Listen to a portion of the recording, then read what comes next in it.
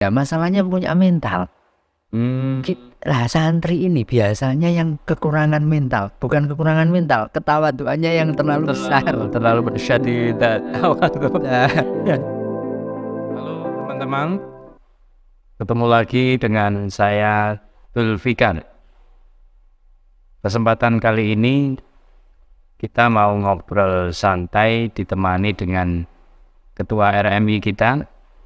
Beliau seorang dai muda, seorang intelektual muslim. Langsung saja, beliau Gus Muhammad Amir Gilal. Assalamualaikum Gus. Waalaikumsalam warahmatullahi wabarakatuh. Kabaripun saya nggih. Alhamdulillah saya Kegiatanipun napa niki selama bulan Ramadan?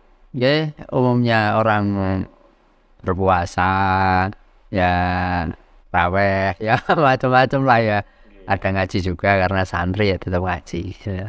Wonten anu nggih, ada ngaji pasanan di pondok juga nggih Gus? Oh ada nggih. Ya seperti biasanya. Nggih. Nah, ini ngomong-ngomong masalah santri dan pesantren Gus, Ya, kita pengen tahu lebih jauh pengalaman panjenengan ketika dulu nyantri, mungkin bisa diceritakan ke pemirsa di rumah. oh ya. Maksudnya ini saya nyantri di mana gitu ya? Iya, dulu nyantri di mana, terus awal mulai ngaji itu kapan, terus Oh ya. ngoten niku mungkin bisa diceritakan. Kalau awal mulai ngaji seingat saya, ya itu pas kecil lah ya. Awal mulai ngaji kan pas kecil. Seingat saya itu sama Pak D saya, bukan malah Pak D dan Pak Lek. Pas di Sindorzan itu, di masjid itu ngaji turutan nek dulu. Iya, Ya turutan ada. ingat saya. Turutan Alif ya, Ta'il. alif bata terus ada ya itu turutan itu. Anakum inakum. Nah, Terus wassalam. nah, Iya. Tapi untuk anak-anak lahiran ya ini saya nggak itu kok nggak ada ya, saya nggak tahu ya. iya nggak tahu itu kemana ya itu. Apa sudah tidak diproduksi atau gimana? Nggak tahu. Nah terus setelah itu ya untuk mulai mondok itu mulai paham masuk ke madrasah karena di rumah itu juga ada madrasah. Ya setelah lulus SD itu pingin saya itu sebelumnya loh, malah saya ingat banget kelas 5 SD saya itu matur ke bapak saya, "Bah saya pengen mondok aja tapi nggak boleh rampung ke sekolah wong kurang setahun kok." Nah akhirnya setelah selesai Ya, terus saya matur lagi, saya pingin ke pelosok itu, dan saya pingin ke pelosok karena saya kan kecil sering diajak abah sowan ke pelosok, abah kan alumni pelosok juga itu, Iya. pelosok Al-Falah pelosok. Terus lihat atmosfer kok santri-santri, yang saya ingat banget itu pas kecil ya, mulai saya paham ya diajak ke sana, mulai saya paham itu malam-malam kalau nggak salah sampai sana itu habis maghrib. Terus nggih. setelah Isya itu kan ada musyawarah. Saya denger lalarannya pelosok itu kok menarik banget, lagu-lagunya itu menarik. Akhirnya Nah, kepincut juga. kepingin saya ke pelosok. Nah, terus matur pas selesai sekolah SD itu matur lagi. Oh, ora pokoke nek urung hafal jurumiyah, urung hafal mriti maksud ora tak pondoke pelosok. Itu bapak saya bilang gitu. Itu ketika itu jenengan kelas berapa ini? Saya lulus SD. Lulus SD. Harus hafal Jurumiyah, Rumiyah, Al-Imrit, Al-Ibriti sama maksud. Al-Maksud. Wah, iya. Terus saya yo mungkaran saking Pengennya saya hafal loh. Tak hafalkan semua, ini nggak ada yang paham.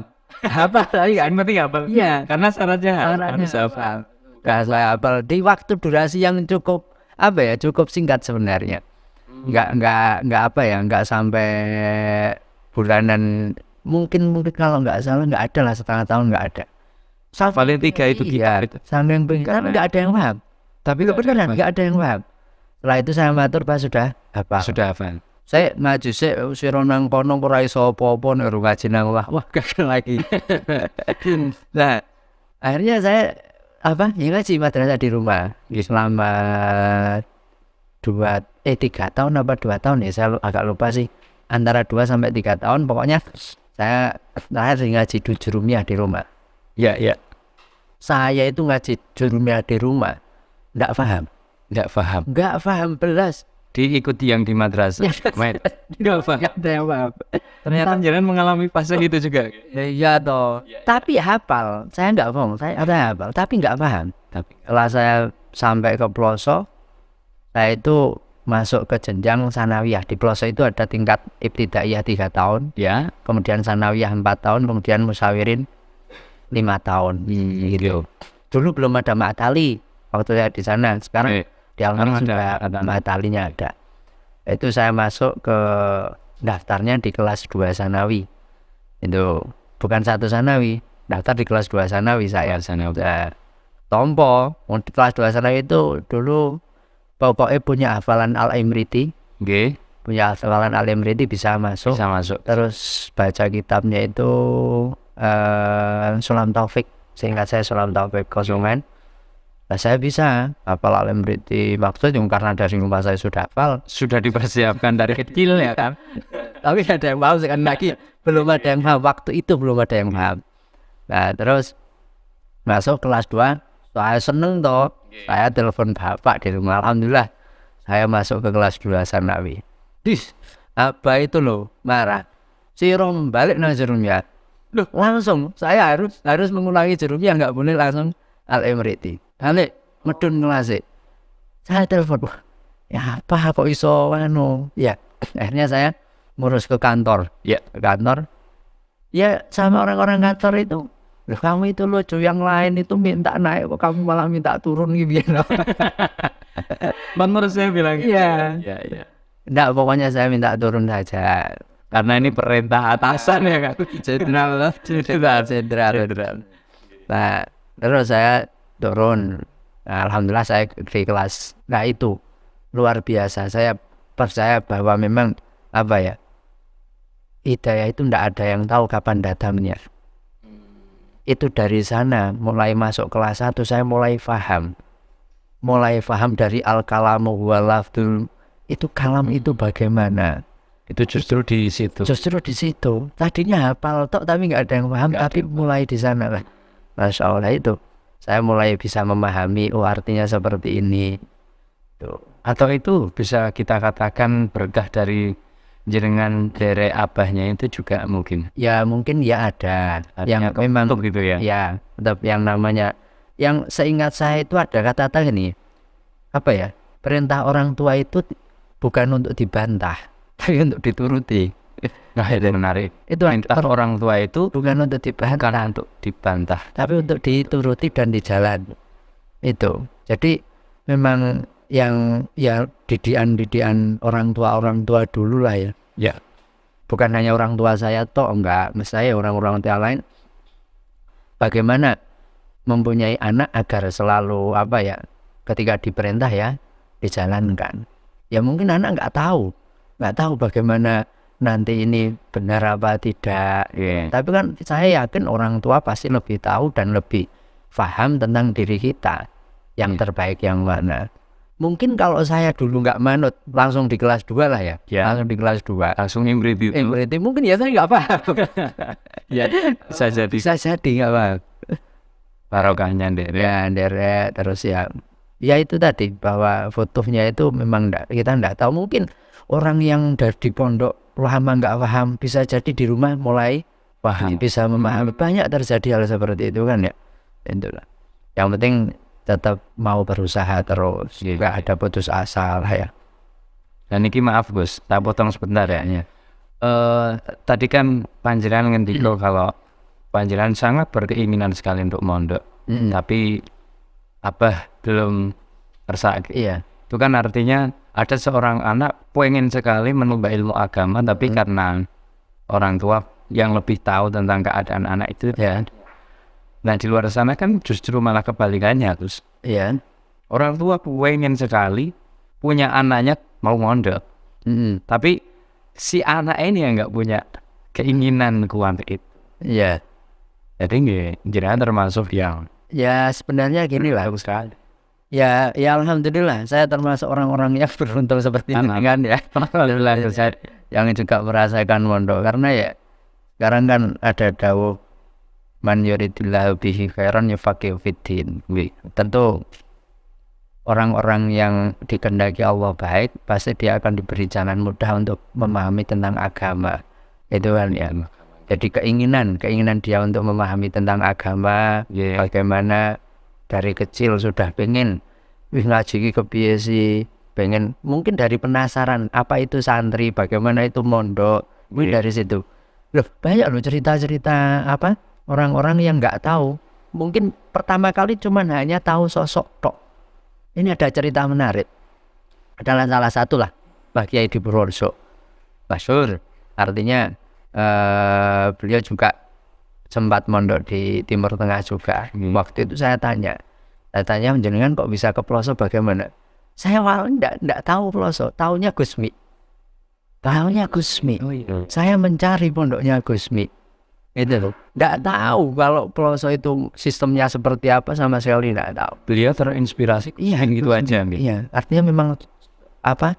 Tokoh yang diidolakan bisa menuntun dia untuk mendapatkan hidayah, kan seperti itu ya. Itu. Kemudian akhirnya beliau mondok di Ploso sampai kalau tidak salah mulai dari awal 1 Sanawi sampai di Muin terus pindah ke Mekah kalau tidak salah seperti itu.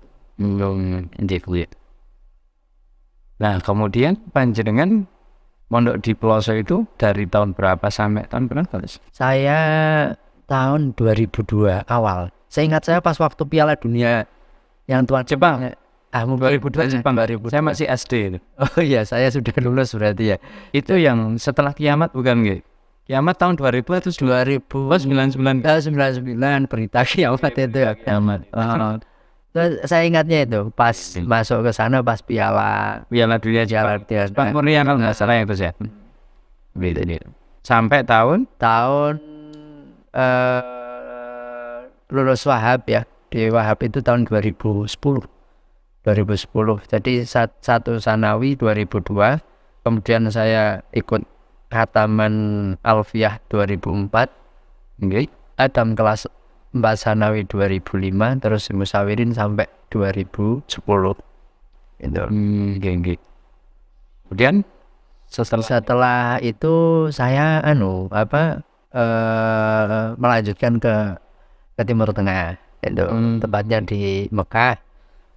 Di Mekah itu ada beberapa pondok yang terkenal, biasanya di pondoknya Said Muhammad dulu, tapi sekarang pengasuhnya Said di Rusaifah itu ya. Rusaifah itu, tapi saya enggak di dalam. Artinya saya enggak bukan santri dahili, tapi santri khoriji. Santri khoriji itu santri yang bertempat di luar pondok, kemudian ikut beberapa pengajian di dalam pondok gitu. Tidak full semuanya mengaji, enggak. Tapi kurikulum tetap sama. Ya tetap sama, artinya ada kitab-kitab tentang permulaan, tengah sampai yang di akhir tingkatan ada. Cuman kan perbedaannya sisi penyampaiannya toh. Yo ngarap mulang ya ke bahasa Arab. Iya, itu. Nah, itu kenapa ada dafili sama khoriji itu, Gus? Apakah karena memang tempatnya itu tidak bisa menampung untuk semua orang? Kan tentunya banyak sekali santri yang pengen mukim di situ kan. Tapi apakah karena faktor itu atau bagaimana? Ya menurut informasi itu memang enggak bisa enggak bisa banyak-banyak. Maksimal seingat saya itu sekitar 40-an di dalam. Yang di dalam. Itu karena faktor tempat, bukan? Ya selain itu mungkin dari pihak masyayikh juga mungkin ya jatahnya cuman ya sekitar itu saja. Katanya kalau mau ada yang datang nunggu yang boyong dulu kok.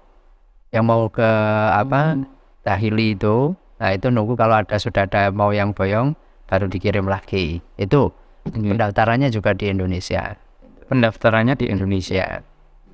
Tapi kalau yang di dalam, kalau yang di luar seperti saya bebas berangkat kapanpun, bertempatnya di luar. Ya memang ada kalau bertempat di luar pondok Sayyid itu bisa ngikut ngaji kemana-mana. Dari beberapa pondok gitu ya, kita bisa ke pondok ini, pondok ini. Kalau yang sudah di dalam tidak bisa kemana-mana, ya khusus di sana. Tapi di dalamnya juga ada beberapa syekh-syekh yang ngajar di sana. Gitu. Oke. Jadi sekali mendayung 2-3 pulau terlampaui. Di Mekah kan gitu kan, nggak hanya mondok di Ruzaifah, tapi bisa ngasuh ilmu di beberapa ulama sekitar. Kalau saya lebih mulazamah itu apa ya? Lebih sering mengikuti pengajiannya Sayyid Hamid bin Alawi Al-Kaf, itu malah asli Indonesia. Sayyid Hamid bin Alawi Al-Kaf itu asli Indonesia. Beliaunya atau orang tuanya atau beliaunya. Beliaunya itu dulu di Samarinda, Kalimantan. di Kalimantan, Martapura itu. Kalau Martapura kayaknya Kalimantan Selatan. Iya, artinya aslinya di Martapura kalau tidak salah. Gitu. Terus pernah nimba di Surabaya, kemudian di Mekah. Di Mekah itu cukup lama. Wong sekarang sudah jadi penduduk, bukan ya dulu sampai sekarang jadi penduduk sana, mempunyai kewarganegaraan gitu ya sana. Dan itu syaratnya harus 25 tahun nggak pulang. 25 tahun. Oh. Itu. Jadi Said Hamid itu sudah melebihi dari itu. Itu akhirnya bisa mendapatkan kewarganegaraan sana. Oh. Itu asli. Saya kalau pagi jam 9 sampai jam 12 di Said Hamid itu setiap hari. Beliau juga muridnya Said Muhammad bukan? Bukan. Ya dia ke mana-mana. Tapi kalau segi malah wong usianya itu juga mungkin undi loh sama Said Muhammad itu. Tapi jalan masih menangi. Saya menangi karena Sedo itu sekitar 90. Usia 90 berapa ya? Lebih kok. Saya ya itu terkenalnya Said Hamid itu mulazamah ke Syekh Yasin Padang. Oh iya. Syekh Yasin Padang itu muridnya ahli hadis beliau di Indonesia gitu. Ini ada cerita agak unik. Saya itu dimarahi Said Hamid waktu itu. Kan Said Hamid. Jadi saya itu termasuk, dan teman-teman ya tentunya ada teman-teman yang ikut mulazamah sekitar ada 10 orang.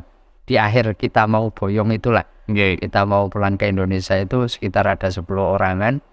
Itu setiap ya mungkin kurang sebulan Said Hamid mau gerah-gerahan, mau sakit-sakit gitu kan, itu sudah bilang, silakan ijazah apa yang belum saya berikan ke kalian, silakan diminta.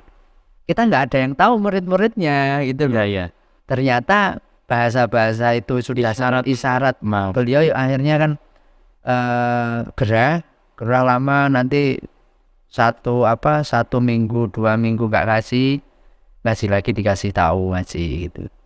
Nah itu saya pernah mau minta ijazah seluruh apapun yang pernah dikaji beliau gitu. Dimarahi, sempat dimarahi. Ditanya gini, kamu itu di sini berapa tahun?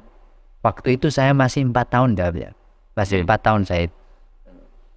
Kamu berapa tahun? Yang bareng ada yang 1 tahun. Ada. Kebetulan yang waktu itu di sana saya yang paling lama, paling lama. Nah, terus bilangnya gini, saya itu mendapat ini semua setelah ngaji sama Syekh Yasin 40 tahun. 40 tahun baru dikasih ijazah ini. Harusnya pukulan telak. Iya, telak. Kita harus kita semuanya diam karena kita berani matur sebab Sayyid itu sudah kasih isyarat ijazah apa yang belum. Nah, yaitu yang kita pikirkan ya itu ijazah. Yang lain kan kalau ngaji sering dikasih ijazah itulah. Tapi setelah 1 minggu kalau nggak salah, ya kebetulan yang ikut ngaji itu dapat ijazah. Kalau nggak salah hanya 4 orang yang dapat ijazah itu. Alhamdulillah saya ya pernah dimarahin, tapi akhirnya itu setelah mengasih ijazah itu ada 1 minggu gerah lama nggak ngajar lah. Beruntung sekali jadi. Alhamdulillah, luar biasa. Tadi sampai kemudian sudah lama nggak kan, kemudian saya pulang. Waktu itu sudah pulang. Sedonya saya sudah ke Indonesia Gitu. Jadi nggak menangi pas setan itu. Tapi sebagai seorang santri kan kalau Oh ya tetap dari Ya. wasilahnya ya tetap anu lah ya. nggak artinya mestinya pengen ikut apa namanya menghormati Iya. yang terakhir kali. Dan yang luar biasa yang saya itu sempat anu ya, sempat apa ya, dari teman-teman itu sempat takjub lah ya.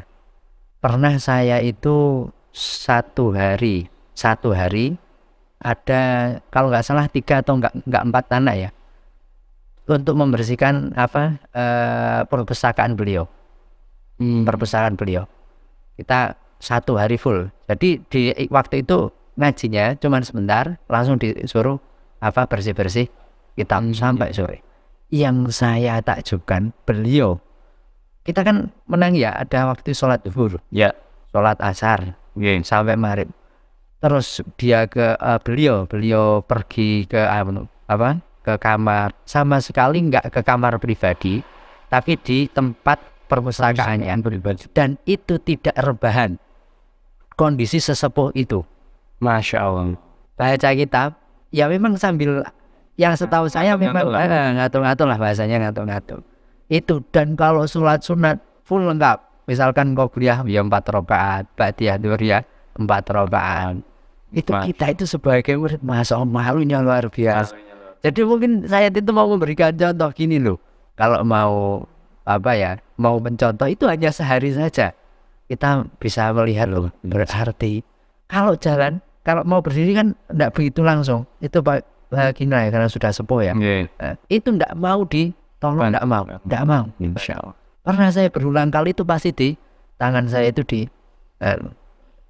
saya pakai janganlah ya, jangan. Nggak mau pakai fasilitas ya Gus ya. Iya, sebenarnya kan murid-muridnya juga Iya.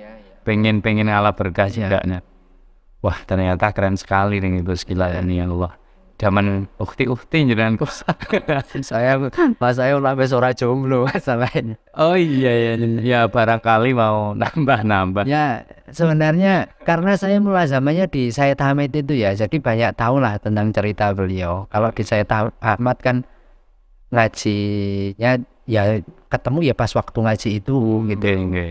Kemudian waktu di Ploso karena ya ketemu Mas Syai juga pas ngaji itu. Jadi untuk menceritakan tentang bagaimana Mas Syai itu hanya dengar-dengar dari murid-murid senior. Kalau ini benar-benar saya melihat gitulah, melihat sendiri secara langsung. Ya cerita Mas Syai kan banyak yang memang memperlihatkan tentang keistiqomahannya itu kan. Istiqomah luar biasa. Nah ini yang membuat saya tertarik Gus. Ini selama panjenengan tolab di Mekah itu saya pengen tahu sangunya itu loh. Sangunya itu apakah murni dari panjenengan setiap bulan ngirimin transfer gitu atau enggak, atau gimana? Saya pengen tahu. Enggak. Jadi gini, waktu itu pas saya mau ke Mekah kan gini, kan dulu dikasih pilihan, setelah di Ploso, gini saya seingat saya, siro arep nang Yaman apa nang Mekah. Ya, bener. Kemudian saya memikirkan, terus ada waktu kurang lebih 1 minggu lah ya. Kemudian ditimbali lagi, wis nanti pilihanmu, derek mawon, ya wis siro nang Mekah. Tapi siro tak mangkatke ngopeni urip dewi, golek mangan dewi. Itu bahasa seperti itu. Jadi artinya kalau dari rumah memang tidak ada kiriman seperti halnya mondok di teman-teman waktu di Ploso kan saya mesti dikirim ya mesti dikirim. Kalau yang di Saudi murni Gus dari awal sampai ya tetap dibawain. Kalau misalkan ada yang umroh ya, tapi enggak itu ya? Ya enggak setiap nah itu kita pengen tahu Gus, itu caranya jenengan gini ya bertahan hidup di sana itu. Kalau sebenarnya ya untuk hidup di sana itu mudah. Maksudnya mudah itu kalau model nggak ada banyak sedekahan kok di sana. Banyak sedekahan. Jadi orang ngasih kita pergi ke Masjidil Haram terus pulang. Tapi kan itu konteks makanan. Iya. Tapi kan kebutuhan. Kebutuhan makanan. Gitu. Jadi gini, kita itu teman-teman seperti saya yang di luar, bukan saya nggak membicarakan yang daily ya, yang kan sama memang, Khoriji lah ya. yang apa memang ada larangan untuk menyambi kerja itu larangan. Kalau yang khoriji semuanya tetap menyambi kerja. Biasanya lebih full karena di sana gini liburan ngaji itu agak lama. Pokoknya mulai habis Syawal sampai selesai haji. Wah ya berapa bulan itu? Sampai Muharram. Ya, jadi selesai haji itu baru mulai aktif ngaji. Nah, jadi kita biasanya nyarinya itu pas bulan-bulan haji itu. Kalau misalkan nggak mencukupi, itu biasanya itu ada yang ya sebulan sekali berangkat bantu orang-orang umroh gitu. Itu. Dari situ ya Gus? Ya dari situ. Tapi ya alhamdulillah kadang sekali berangkat kerja itu bisa untuk 2 bulan, 1 bulan setengah. Keren itu. Ya asal nggak boros lah. Ya, sebenarnya. Yang penting sesuai kebutuhan. Sesuai kebutuhan. Tapi kalau mau enak-enakan ya tetap kurang. Ini kebutuhan. Biasanya kan saya ngirim karena ngaji di sana itu juga butuh biaya taksi. Setiap hari itu biasanya ya. Kalau saya berangkat sebelum subuh itu 2 rial ke Masjidil Haram. Ya. Setelah subuh itu ngaji tafsir Jalalain sama Syekh Abdurrahman Al-Maki. Ini malah asli Pakistan sebenarnya. Gitu. Kemudian nanti pokoknya saya hitung itu sehari itu harus mengeluarkan uang taksi sekitar 12 rial sampai 15 rial. Untuk kalau dikurskan jadi berapa ya? Kira-kira kalau sekarang? Ya 4 kali 15 ya. 4.000 ya. Sekarang 1 rial 4.000. 4.000 ya. 4.005 ya, 60 ribuan. Ya, itu belum nanti untuk rokok. Iya itu penting itu Gus. Monggo lho terus kali di rokok, kenapa kali disambi mau niki rotok santai. Bismillah.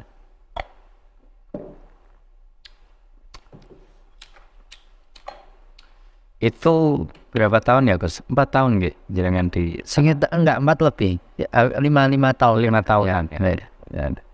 Ya itu kan yang jadi kita penasaran Gus. Ya sebenarnya 5 tahun itu masih sedikit karena orang-orang santri dahili itu yang di dalam itu rata-rata 10 tahun. 10 tahun bahkan banyak yang lebih. Lebih. Jadi kalau 5 tahun itu ya sebenarnya mencari ilmu itu harusnya lama kok. Harusnya lama. Enggak instan kan anak-anak sekarang gitu. Ini itu lama. Kalau anak sekarang kan cukup buka YouTube Gus, dengerin Ustadz milenial, terus di depan teman-temannya udah bisa dalil. Nah, itu yang agak parah sih sebenarnya, yang harus diperbaiki. Tapi ya masalahnya punya mental. Lah santri ini biasanya yang kekurangan mental, bukan kekurangan mental, ketawaduannya yang terlalu besar, terlalu bersyadidat. Jadi apa ya? Kurang mestinya apa ya, lebih bisa menempatkan di mana kita harus tawadu, di mana kita harus namanya nasrul ilmi kita, menyebarkan ilmunya bagaimana, apalagi di sekarang kan wes era digital toh ya. Semua orang itu melihat di HP, ndak tahu siapa yang didengarkan. Mestinya santri-santri sekarang itu harus punya keberanian muncul di layar-layar itu loh, atau bahasanya itu melek digital. Nah ini Gus, podcast ini kan sebenarnya arahnya ke situ. Iya. Nah ini teman-teman kreatif aja yang luar biasa. Tapi usulannya. Oh iya. Nah ini juga usulan teman-teman lah. Ya. Tapi terutama yang paling getol itu divisi pesantren kita. Ya, karena hubungannya dengan pesantren kerjasama dengan media kan gitu. Ya tim kreatifnya ya capek-capek ini tapi alhamdulillah rekoso tenang. Tapi yang namanya hikmah itu ya harus rekoso. Itu dengerin teman-teman. Iya nih. Teater harus berani mengeluarkan biaya juga gitu. Waktu biaya. Yang namanya berjuang itu ya jangan mencari untung toh.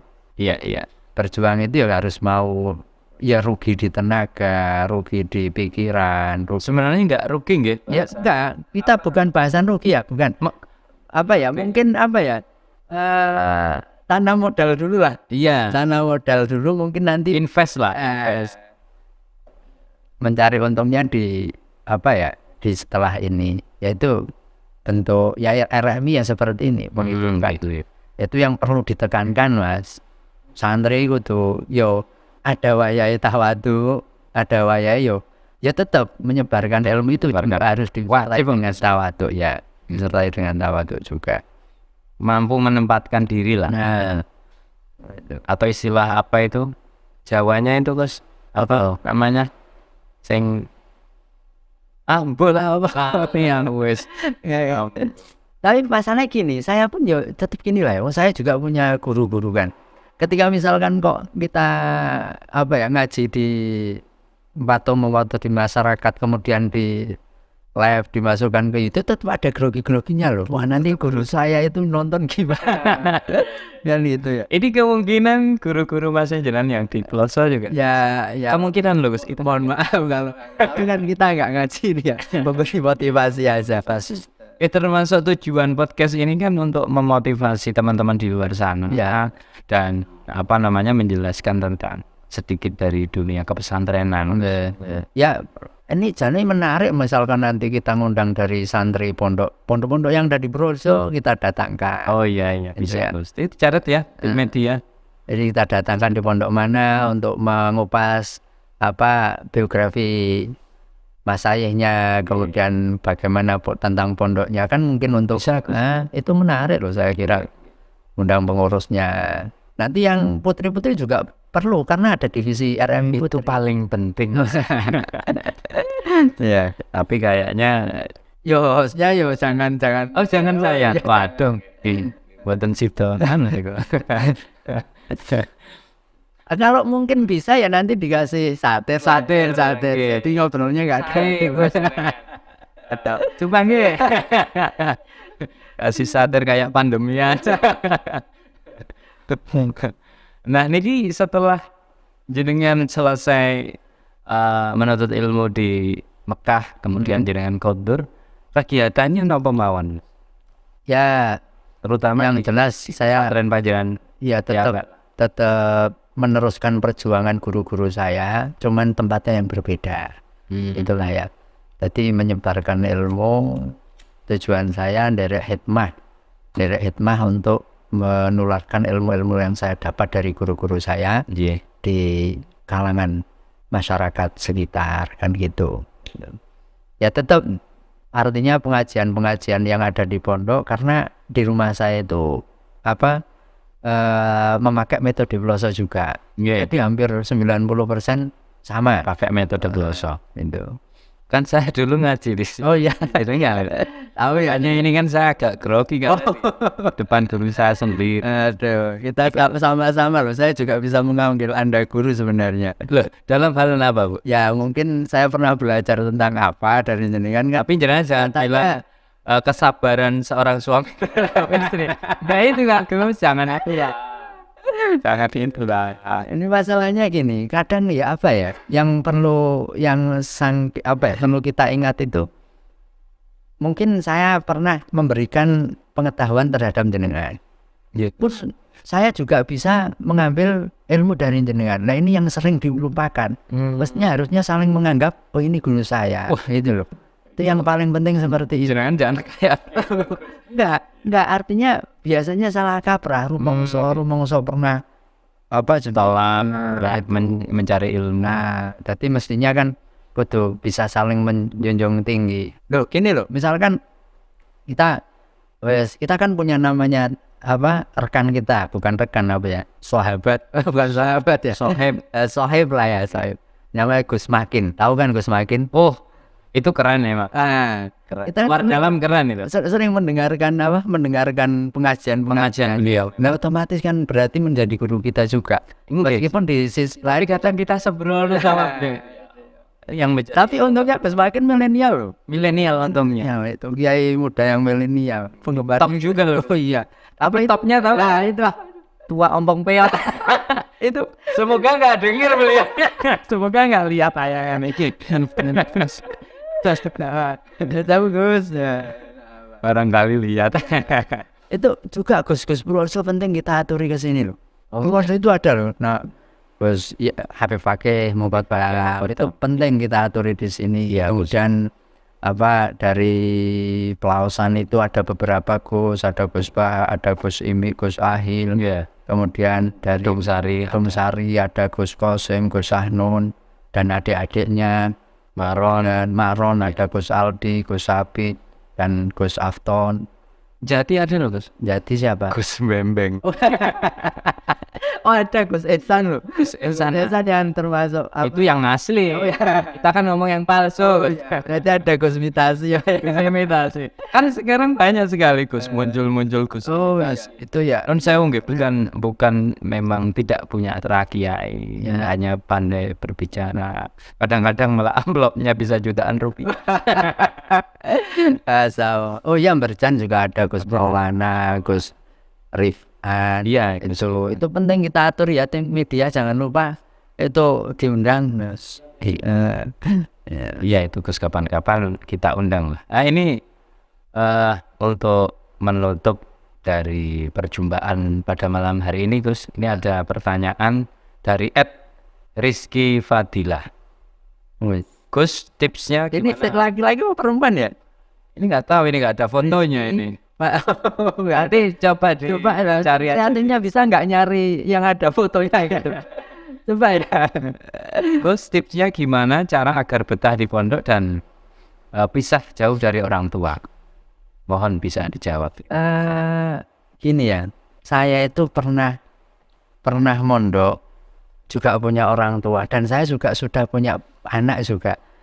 Memang artinya gini, orang mau betah mondok itu ya mestinya harus asik di sana, harus merasakan asik di tempat itu, gitu loh. Nah bagaimana dia mengemas tentang kesibukannya, mungkin dari ngelalar moco kitab, wis wanane apa ya baca nggak bisa dihukum Pak Guru. Loh penting loh, dapat dokumen dari Pak Guru itu penting loh. Karena sangat membekas. Saya ingat ada dawuhnya kalau nggak salah Imam Luqman Hakim itu pernah dawuh. Coba nanti dicek ya. Insya Allah kalau nggak salah gini.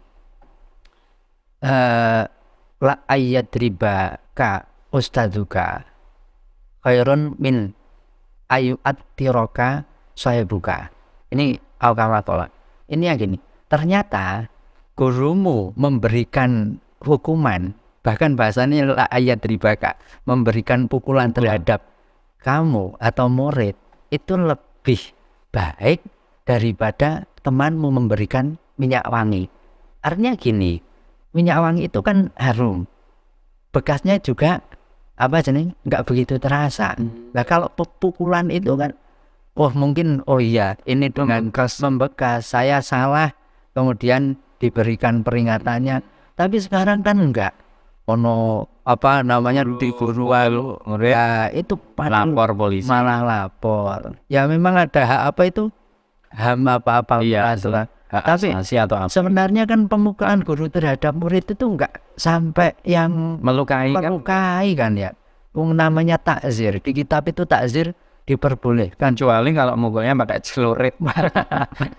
Itu kadang juga enggak mukul, kadang disuruh push up itu loh. Artinya kondisi-kondisi yang seperti itu dibuat nyaman saja. Dibuat nyaman situasi, jangan sakit hati. Ya jelas perlu kita yang namanya butuh teman yang asik, yang kadang kita kerjain, yang bisa terngakak-ngakak, itu juga penting. Saya itu punya teman itu juga yang asik, kalau ceritakan ya Nabi itu ada sahabat Nuaiman lah, yang lucu. Itu ternyata dibutuhkan orang-orang lucu untuk memberikan kepenatan gitu. Kalau di kita Gus Bembeng ada yang Kiai Gus Makin itu juga lucu loh orangnya. Lucu. Aslinya juga hadir lagi ini. Semoga nggak lihat tayangan ini. Lucu itu bisa bisa kita itu bahagia ngobrol itu ada. Kalau sama perlu lihat aja. Makin aja udah bikin ketawa gitu. Iya. Berkahnya beliau. Nah itu pokoknya di pesantren dibuat se-enjoy mungkin, bagaimanapun kondisinya dibuat nyaman di sana. Tentu ya berdoa, orang tua jangan sampai selalu ngabari kondisi rumah, itu juga penting. Jadi ada masalah apa di rumah, jangan ngabari anaknya yang di pondok. Oh, iya, Kan biasanya ini iki mbakmu arek matu rapi piye arek bali ora alah kok wis ditawani arek bali ora. Pasti Bali. Enggak usah, oh iki arek selamatan, adikmu arek sepitan. Hal-hal itu nggak perlu dikasih tahu.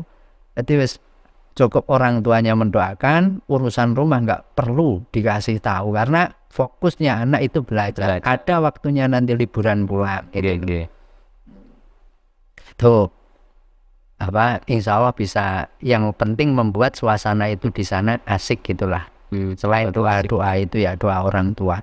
Itu ada loh ceritanya Sufyan Ats-Tsauri itu kalau nggak salah itu punya ibu. Waktu itu Sufyan Ats-Tsauri itu kalau nggak salah sekitar yuswa 15 tahun. 15 tahun itu beliau itu matur sama ibunya, Bu, tolong, bahasanya gini, ya ummah habini ilallah, Bu, tolong saya hibahkan terhadap Allah. Tujuannya apa? Pengen mondok, sebenarnya pengen keluar gitu loh, pengen keluar.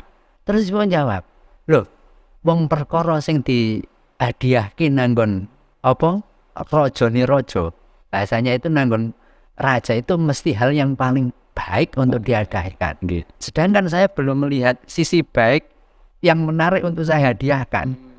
Terus malu, Sufyan Ats-Tsauri itu malu, akhirnya mengurung diri di kamar sampai ada 5 tahun. 5 tahun. Ngapain aja itu? Oh alam, itu cuman bahasanya fastahya. Itu loh, malu, memang malu, dingin-dingin ibunya seperti itu, terus mengurung. Karena tadinya beliau pede banget. Pede sekali. Ya, malu 5 tahun. Nah, setelah 5 tahun ditimbali ibu. Lihat ini. Wes iki wis tak delok awakmu wis pantes tak hadiahke. Wis tak pantes tak hibahke. Wis kono nek arep mangkat. Kan. Ibu seorang ibu anaknya wis mangkat toh. Wah asik mencari ilmu dan segala macam kan. Mungkin lupa nggak ingat ibu sekitar ada 10 tahunan. Baru ingat, oh ya aku gitu ibu ternyata. Terus kangen pulang. Waktu pulang itu bahasanya didodok pintunya. Assalamualaikum Bu, sopo kuwi? Lo Sufyan Bu. Nah terus, oh ini pintu nggak dibuka loh, pintunya nggak dibuka. Bahasanya berbicara waro al-bab. Jadi di belakang pintu itu ngendika gini, perkara sing wis tak hadiah kita ibake nang Gusti Allah, ora mungkin tak jaluk meneh sesuk awak dhewe ketemu nang ngarsane Gusti Allah. Itu motivasi luar biasa loh. Meski nenek wong bener-bener arep masrahke mondok, ya sudah pasrahkan ke kiainya. Jangan diarep-arep pulang ya. Kalau jadinya kan luar biasa. Ini jadi ulama. Bos, ya iya. Itu kayaknya Imam Syafi'i bukan ya? Bahwa alam ya. Tapi itu nanti bisa ditanyakan ke Gus Makin. Oh iya, itu tarif. Tarif ya. Di kus-kus yang lain mungkin besok bisa ditanyakan. Saya mendengar ini benar apa salah. Kalau memang salah ya bisa untuk koreksi. Yang namanya kita kadang lupa gitulah ya. Gitu. Nah, itu penting untuk mestinya dari orang tua juga belajar dari ibunya Imam Sufyan Ats-Tsauri itu tadi. Kemudian dari anaknya juga merasa enjoy di kondisi mencari ilmu itu tadi. Nah sedangkan kalau di era sekarang kan belum waktunya sudah dipamit ke nyun sewu niki kula pun wayahe butuh anak kula pamit ke boyong pripun. Oh ini sebenarnya kurang tepat karena seorang kiai pasti akan tahu kapan santrinya itu boleh pulang kan gitu. Jadi gitu ya Gus ya. Ini buat Rizky Fadilah, untuk pertanyaannya sudah dijawab sama beliau langsung, sangat gamblang sekali. Dan luar biasa ini Gus obrolan kita berdua. Ya. Terima kasih sudah menyempatkan hadir. Oh iya. Ini rumah saya ya. Itu rumah kita ya. Saya yang pamit untuk kita ya. Ya seperti itu obrolan kita pada malam hari ini. Semoga tetap ada manfaatnya. Ya, amin.